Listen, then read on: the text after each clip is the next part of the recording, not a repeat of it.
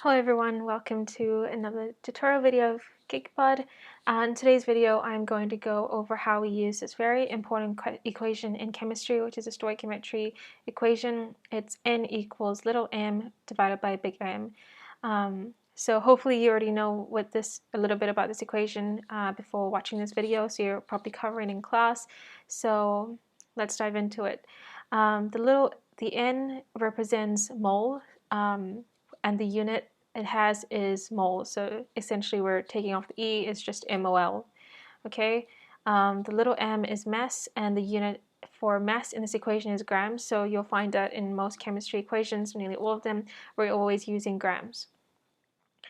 If you are ever given a question in an exam scenario where they have given you kilograms, you want to convert that back into grams, so convert whatever the mass they've given you, if it's not already grams, to convert it to grams to use this equation, unless they've stated otherwise. The bigger M represents molar mass, and molar mass essentially is the mass that you calculate of elements or one element of the periodic table.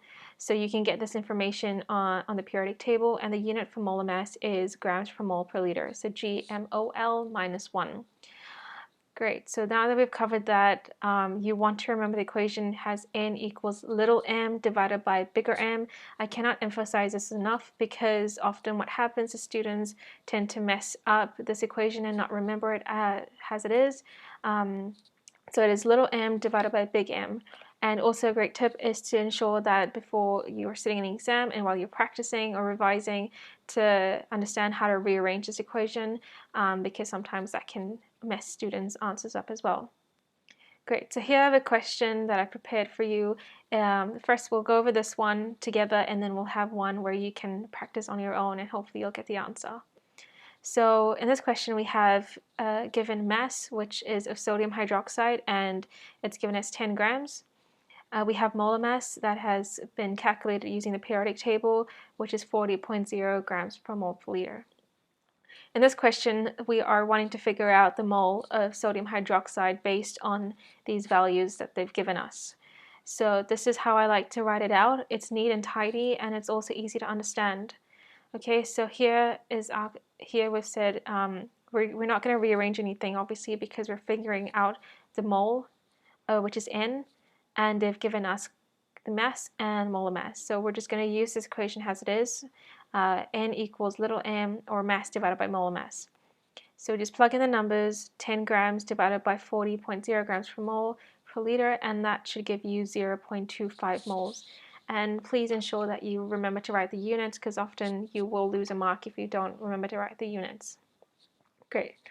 So here's a question for you to answer. We have mass that's been given 2.5 grams of sodium hydroxide, and the molar mass, as we know, is 40.0 grams per mole per liter.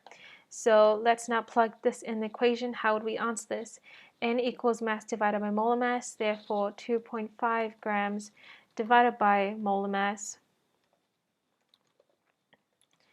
And we plug that into the calculator, and you should get 0.0625, and the unit is moles. Great.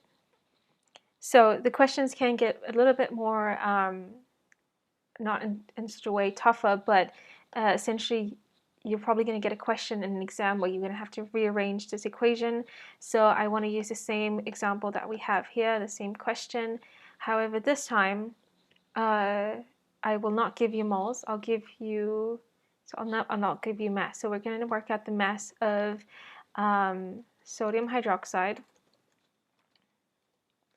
which is something that we don't know, and the mole, let's say, is 0.506. Okay, and the molar mass of sodium hydroxide, as we know, is 40.0 grams per mole. So another tip is often you're going to need to sometimes calculate the molar mass based on one of the elements or the compound that they've given you in the question, and sometimes your teacher or professor may not provide this. So that's something also that you should know how to work out, just in case they don't give that to you. Great. So here we have, they've given us N, they've given us molar mass, and we need to obviously determine mass. So let's rearrange. So mass is essentially equal to mole multiplied by molar mass. Great. So based on this,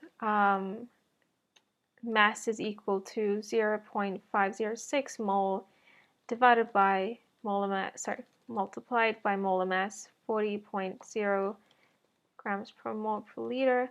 And if we plug that into the calculator, 0.506 mole multiplied by 40, you should get 20.24, and that is grams.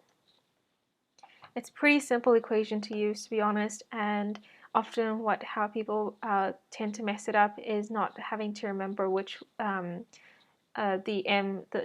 and molar mass usually confuses people and in which order to write them. So the first tip is to obviously learn the equation, ensure that you've grasped which the little m and the big M, the units obviously, and how to rearrange it. Hopefully this video helped. Please let me know if you have any questions in the comments below, and good luck.